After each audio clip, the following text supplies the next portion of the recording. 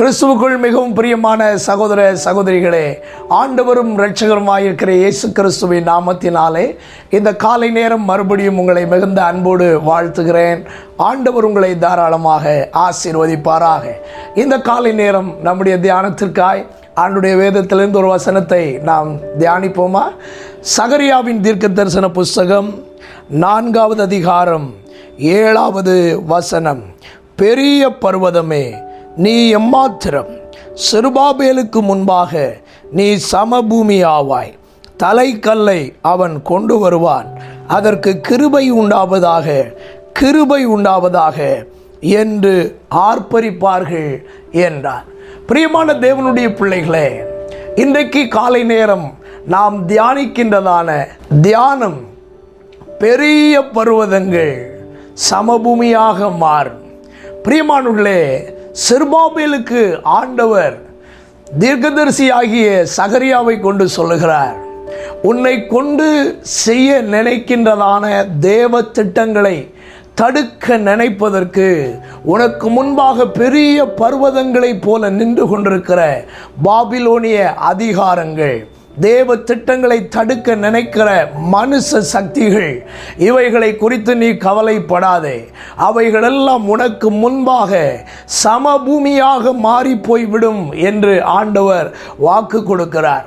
அன்பான கர்த்தருடைய பிள்ளைகளே, இன்றைக்கும் நம்முடைய வாழ்க்கையிலே அநேக தேவ திட்டங்கள் தேவன் நமக்கு வைத்திருக்கிறார்.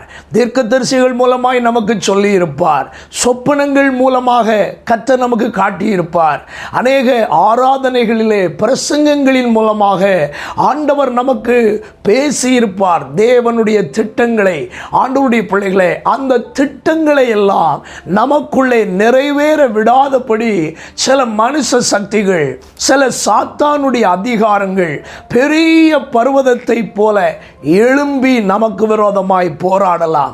ஆனால் செருபாபேலை பார்த்து சொன்னார், அவைகளெல்லாம் உனக்கு முன்பாக சமபூமி ஆகிவிடும். பெரிய பர்வதமே, நீ எம்மாத்திரம் என்று கேட்கப்பட்டது போல, அன்பானவர்களே, உங்கள் வாழ்க்கையில் சில தடைகளை காண்கிறதுனால, சில போராட்டங்களை காண்கிறதுனால, சில பிரச்சனைகளை காண்கிறதுனால, எனக்கு வாக்குத்தத்தம் நிறைவேறுமா?